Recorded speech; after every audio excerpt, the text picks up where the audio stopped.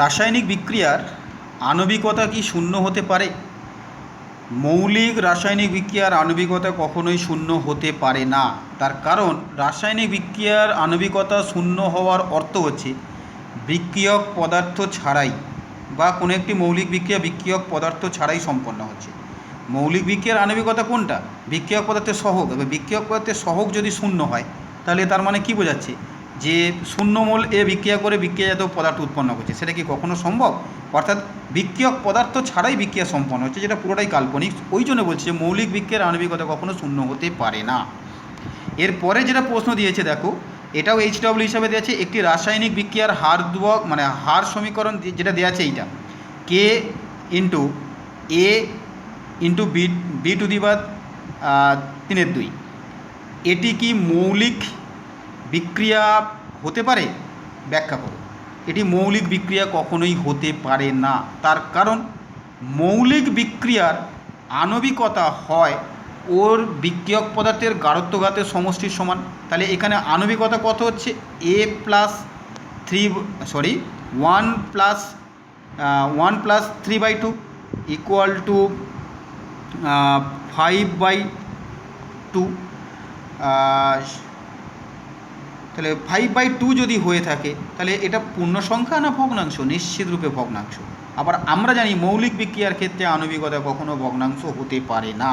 তার মানে এখান থেকে এটুকু সিদ্ধান্ত করতে পারি যে এটা মৌলিক বিক্রিয়া নয়, জটিল ধাপ সম্পন্ন বিক্রিয়া। এরপরে যে একটা প্রশ্ন দেওয়া আছে, একটা ছোট্ট অঙ্ক বলতে পারো বা একটা প্রমাণ বলতে পারো। 2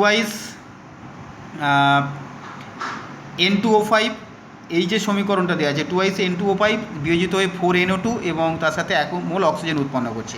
বলছে এই বিক্রিয়ার হার সমীকরণ তিনটি সমীকরণের মাধ্যমে তিনটি সমীকরণ দ্বারা যে কোনো একটি সমীকরণ দ্বারা তিনটি সমীকরণে যে কোনো একটি দ্বারা প্রকাশ করা যায়। সমীকরণগুলো কী কী? -D of N2O5/dt equal to K1 N2O5, D of NO2/dt equal to K2 N2O5 dot D of O2/dt equal to K3 N2O5। এবার বলছে K1 K2 এবং K3 এর মধ্যে সম্পর্ক লেখো। তাহলে এখন এই যে সমীকরণটা দেয়া আছে, এই সমীকরণের দ্বারা যদি আমরা ওই বিক্রিয়ার হার সমীকরণটা প্রকাশ করি, কী লিখব? Half of D N2O5/dt equal to 1/4 D of NO2/dt equal to আমরা লিখতে পারি D of O2/dt, মানে যেমন আমরা লিখি। এবার বলছে দেখো প্রত্যেকটা সমীকরণে এই ধরো এইটা ইকুয়াল টু এইটা ইকুয়াল টু এইটা আমরা লিখে দিলাম। এবার বলছে দেখো এদের মানগুলো বলা আছে। তাহলে D of N2O5/dt জায়গায় আমরা K1 N2O5 বসাবো। D of NO2/dt জায়গায় আমরা K2 N2O5 বসাবো। ঠিক একইভাবে এর জায়গায় K3 N2O5 বসিয়ে দেবো। এবার এদের যে 1/4 সহগ 1/2 সহগ যা ছিল তাই থাকবে। তাহলে আলটিমেট দাঁড়াবে কি? Half of K1 N2O5 equal to 1/4 K3 N2O5 equal to K3 N2O5। তাহলে ওই তিনটে সমীকরণ থেকে আমরা যে মানে ভগ্নাংশগুলো পেয়েছিলাম, ভগ্নাংশগুলোকে যদি আমরা সিম্পলিফাই করি তাহলে দেখা যাবে K1 equal to K2/2 equal to 2/K3। এইভাবে আমরা প্রমাণটা করতে পারি। ভেরি ভেরি ইম্পর্টেন্ট প্রমাণ, এটা কিন্তু আমাদের করতে হবে। এরপরে আমরা চলে যাব মানে ডেরিভেশন। শূন্যক্রম বিক্রিয়া কাকে বলে? উদাহরণ দাও। শূন্যক্রম বিক্রিয়ার অন্তর্কলিত হার সমীকরণ থেকে সমাকলিত হার সমীকরণটি প্রতিষ্ঠা করো। বলছে যে সমস্ত রাসায়নিক বিক্রিয়ার হার সংজ্ঞাটা আমি এখানে লিখে দিয়েছি, বলছি ভালো করে শুনতে হবে। যে সমস্ত রাসায়নিক বিক্রিয়ার হার বিক্রিয়ক পদার্থের গাঢ়ত্বের উপরে নির্ভরশীল নয় বা বিক্রিয়ক পদার্থের গাঢ়ত্বের শূন্য ঘাতের সহিত সমানুপাতিক, তাদের বলছে শূন্যক্রম বিক্রিয়া। উদাহরণ হিসাবে দেখো দুটো এক্সাম্পল দিয়েছি, অন্তত পক্ষে একটা করে এক্সাম্পল মাথায় রাখতেই হবে। উচ্চচাপে গোল্ড পাতের ওপর HI বা হাইড্রোজেন আয়োডাইড গ্যাসের ডিকম্পোজিশন বা বিয়োজন হচ্ছে শূন্যক্রম বিক্রিয়া। তাহলে এই বিক্রিয়ার হার কী হবে? বিক্রিয়ার হার সমান K into HI to the power 0। 0 মানে আমরা 1 লিখতে পারি, তাহলে K। ঠিক একইভাবে N2O নাইট্রাস অক্সাইডকে যদি আমরা প্লাটিনাম ধাতুর ওপরে উচ্চচাপে বিয়োজিত করি তাহলে N2O2, তাহলে এরও বলছে শূন্যক্রম বিক্রিয়া। এবার অবকলিত হার সমীকরণ থেকে সমকলিত হার সমীকরণটা প্রতিষ্ঠা করা। ধরি একটি শূন্যক্রম বিক্রিয়া এ থেকে বিক্রিয়াজাত পদার্থ উৎপন্ন হয়েছে, যে কোনো তুমি ধরে নিতে পারো যে সি থেকে বিক্রিয়াজাত পদার্থ, এ থেকে বিক্রিয়াজাত পদার্থ, যেমন ধরবে সেইভাবে এগোতে হবে। বিক্রিয়ার শুরুর টি সময় পরে বিক্রিয়াকে গাঢ়ত্ব কনসেন্ট্রেশন অফ এ, বিক্রিয়ার হার তাহলে কী হবে মাইনাস ডিএ বাই ডিটি। আমরা জানি নির্দিষ্ট মুহূর্তে কোনো রাসায়নিক বিক্রিয়াকের গাঢ়ত্বের পরিবর্তন সময় সাপেক্ষে গাঢ়ত্বের পরিবর্তনটা হচ্ছে বিক্রিয়কের হার, মানে বিক্রিয়ার হার, অতএব মাইনাস ডিএ বাই ডিটি। এবার মাইনাস চিহ্ন এখানে নির্দেশ করছে সময় সাপেক্ষে বিক্রিয়কের গাঢ়ত্ব হ্রাস পাচ্ছে, ওটা লেখা দরকার নেই। কে into A two the power 0, যেখানে কে হচ্ছে হার ধ্রুবক, অর্থাৎ minus dA by dt equal to k. এইটাই হচ্ছে শূন্যক্রম বিক্রিয়ার অবকলিত হার সমীকরণ। এই সমীকরণটাকে আমরা এইভাবে লিখতে পারি minus DA equal to K into DT. এবার এই সমীকরণকে সমাকলন করে আমরা পাবো, তাহলে সমাকলন আমরা ডেরিভেটিভ করেছি, ডেরিভেটিভ করতে গেলে যেমন দেখেছি এক এক করে কমে যায়, সমাকলন করলে সহগ এক এক করে বাড়বে, অর্থাৎ এটা তাহলে হয়ে যাবে minus A equal to K into T, K into T C, যেখানে সি হচ্ছে সমাকলন ধ্রুবক। এবার বলছে বিক্রিয়া যখন শুরু হয়নি বা টাইম যখন শূন্য, তাহলে তখন আমরা কি পাবো টি এর মান 0, আর তখন এই যে কনসেন্ট্রেশন অফ এ, এটা তখন তাহলে বিক্রিয়ক পদার্থের হয়ে যাবে প্রাথমিক গাঢ়ত্ব, সেই প্রাথমিক গাঢ়ত্বকে চিহ্নিত করা হয়ে থাকে A0। তাহলে এই সমীকরণে টি এর মান 0 বসিয়ে দিলে তাহলে এটা হয়ে যাবে A0, আর তাহলে সি হয়ে যাবে তোমার মাইনাস A0। এবার এই যে সমীকরণটা আমরা পেয়েছি, এই 2 নম্বর সমীকরণ, এই 2 নম্বর সমীকরণে সি এর মান আমরা বসিয়ে দেবো। 2 নম্বর সমীকরণে সি এর মান দেখো A0 বসিয়ে দিয়েছি। এবার মাইনাস A0টাকে আমরা যদি সাইড চেঞ্জ করে নিই, A0 minus A equal to KT, তাহলে কে সমান A0 minus A by T. এই গাণিতিক সমীকরণ ভেরি সিম্পল। এবার এরপরে যেটা বলছে দেখো, এটাই হলো শূন্যক্রম বিক্রিয়ার সমাকলিত হার সমীকরণের হার ধ্রুবকের গাণিতিক রূপ। তাহলে এই সমীকরণটা কিন্তু আমাদের ভালো করে খেয়াল রাখতে হবে। এরপরে এই সমীকরণ থেকে আমরা কতগুলো জিনিস এক এক করে জেনে নেব।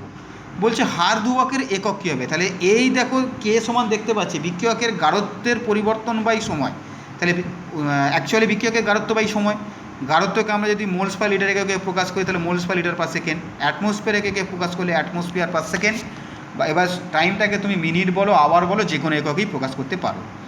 এবার বিক্রিয়কের গাঢ়ত্ব হ্রাস ও সময়ের মধ্যে সম্পর্ক, যদি কোনো রাসায়নিক বিক্রিয়কের প্রাথমিক গাঢ়ত্ব A0, টি সময় পরে গাঢ়ত্ব এ হয় এবং টি সময় বিক্রিয়কের গাঢ়ত্ব হ্রাস যদি x হয়। এবার মনে করো এর প্রাথমিক গাঢ়ত্ব ছিল A0, টি সময় পর গাঢ়ত্ব হয়ে গেল এ, তাহলে গাঢ়ত্ব হ্রাস পেল কত A0 মাইনাস এ। এখন সেই গাঢ়ত্ব হ্রাস মানটাকে ধরে নেওয়া হচ্ছে তোমার x, তাহলে আমরা বলতে পারি A0 minus A equal two x। তাহলে এই সমীকরণে আমরা কে জায়গায় কে সমান বলতে পারি x বাই টি, অর্থাৎ কে সমান x by T or x equal to KT. এই সমীকরণটাও এইভাবেও আমাদের দেখাতে বলতে পারে। নেক্সট যেটা বলছে শূন্যক্রম বিক্রিয়া সম্পূর্ণ হওয়ার সময় বা শূন্যক্রম বিক্রিয়া কখন কমপ্লিট হবে। এখন শূন্যক্রম বিক্রিয়া টি সময় পরে বিক্রিয়কের গাঢ়ত্ব যদি এ হয়, তাহলে বিক্রিয়াটা যখন সম্পূর্ণ হবে তাহলে বিক্রিয়ক পদার্থ সম্পূর্ণরূপে নিঃশেষিত হবে, অর্থাৎ এ এর মানটা 0 হবে। তাহলে এ এর মান যদি 0 হয় তখন টি এর মানটা কী হবে, টি ফর কমপ্লিশন, অর্থাৎ বিক্রিয়াটা সম্পূর্ণ হওয়ার সময়। তাহলে এই জায়গায় আমরা দেখতে পাচ্ছি যে এ যদি 0 হয়ে যায় তাহলে কেটি ইকুয়াল টু A0, অর্থাৎ T equal to A0 by কে। এখন কে তো ধ্রুবক, তাহলে টি হয়ে যাবে A0-র সাথে সমানুপাতিক, অর্থাৎ শূন্যক্রম বিক্রিয়ার সম্পূর্ণ হবার জন্য প্রয়োজনীয় সময় যেটা হবে সেটা বিক্রিয়ক পদার্থের প্রাথমিক গাঢ়ত্বের সহিত সমানুপাতিক। এটাও প্রমাণ করতে বলতে পারে। নেক্সট যেটা আমরা চলে যাব শূন্যক্রম বিক্রিয়ার অর্ধায়ু। আগে প্রথমে আমাদের জেনে নিতে হবে অর্ধায়ু কাকে বলে বা অর্ধজীবনকাল কাকে বলে। কোনো একটি বিক্রিয়ক পদার্থের প্রাথমিক গাঢ়ত্বের অর্ধেক হতে যে সময় লাগে সেই সময়টাকেই বলছে ওর অর্ধায়ু, যেটাকে টি সাফিক্স হাফ দ্বারা চিহ্নিত করা হয়ে থাকে। এবার আমরা শূন্যক্রম বিক্রিয়ার অর্ধায়ুর মান গণনা করব। শূন্যক্রম বিক্রিয়ার প্রাথমিক গাঢ়ত্ব যদি A0 হয় তাহলে টি সময় পরে গাঢ়ত্ব এ হলে তখন আমরা বলতে পারি যে টি যখন টি হাফ তখন এ সমান কী হবে A0 বাই 2, কারণ টি সময় মানে অর্ধায়ু সময়ে বিক্রিয়কের গাঢ়ত্ব হবে প্রাথমিক গাঢ়ত্বের অর্ধেক, অর্থাৎ তখন আমরা যেটা বলতে পারি A will be equal to A0 by 2। এবার এই মানটা আমরা এখানে বসিয়ে দিয়েছি, বসিয়ে দিয়ে দেখো ক্যালকুলেশান করলে যেটা দেখা যাচ্ছে যে কে ইন্টু টি হাফ সমান A0/2, অর্থাৎ টি হাফ ইকুয়াল টু A0/2K। এখান থেকেও যেটা দেখা যাচ্ছে যে বিক্রিয়ার অর্ধায়ু প্রাথমিক গাঢ়ত্বের সহিত সমানুপাতিক। এবার নেক্সট যেটা আমরা চলে যাব যে শূন্যক্রম বিক্রিয়ার ক্ষেত্রে বিক্রিয়ার হার বনাম বিক্রিয়কের গাঢ়ত্ব বনাম সময় এবং অর্ধজীবন বনাম বিক্রিয়কের প্রাথমিক গাঢ়ত্বের লেখচিত্র আমরা অঙ্কন করব। প্রথম যেটা বলেছে দেখো যে আমরা জানি বিক্রিয়ার হার বনাম বিক্রিয়কের গাঢ়ত্ব। বিক্রিয়ার হার বলছে সমান কে, মানে বিক্রিয়ার হার কোনোভাবে বিক্রিয়কের প্রাথমিক গাঢ়ত্ব বা এর উপরে নির্ভরশীল নয়। তাহলে সেটা কি হবে, বিক্রিয়কের গাঢ়ত্ব ভার্সেস সময় যদি আমরা লেখচিত্র অঙ্কন করি, সেটা গাঢ়ত্ব ভার্সেস বিক্রিয়ার হার ভার্সেস গাঢ়ত্ব যদি লেখচিত্র অঙ্কন করি, তাহলে সেটা একটা এক্স অক্ষের সমান্তরাল সরলরেখা হবে। তারপরে যেটা বলছে দেখো বিক্রিয়কের গাঢ়ত্ব বনাম সময় লেখচিত্র। এবার শূন্যক্রম বিক্রিয়ার ক্ষেত্রে আমরা কি পেয়েছি দেখো, A0 - A = KT। তাহলে এটা তো টি সময় পরে গাঢ়ত্ব, তাহলে A = A0 - KT, তাহলে Y = mx + c। এটা একটা সরলরেখার সমীকরণ যেখানে নতি হচ্ছে -k, আর এই সমীকরণ অনুযায়ী এই যে এমটা হচ্ছে নতি। তাহলে যেহেতু -k নতি থাকছে, তাহলে ঋণাত্মক নতিযুক্ত আমরা একটা সরলরেখা পাবো যার নতি হবে -k। আর এই যে পার্টটা আমরা পেয়েছি, এই পার্টটা হবে ইন্টারসেপ্ট অর্থাৎ C।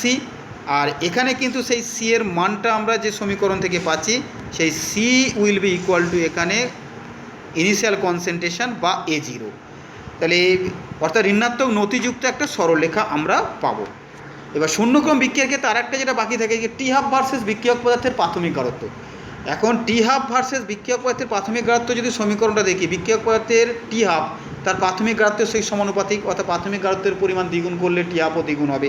তাহলে এটা কি হচ্ছে, সমানুপাত যদি হয়ে থাকে তাহলে টি হাফ বনাম যদি লেখচিত্র অঙ্কন করি, এটা একটা মূল বিন্দুগামী সরলরেখা কিন্তু আমরা পাবো। এইভাবে কিন্তু আমাদের শূন্যক্রম বিক্রিয়া যাবতীয় জিনিস এখান থেকে আমরা পাচ্ছি। এরপরে আমরা চলে যাব যে প্রথম ক্রম বিক্রিয়া ক্রিয়াকৌশল।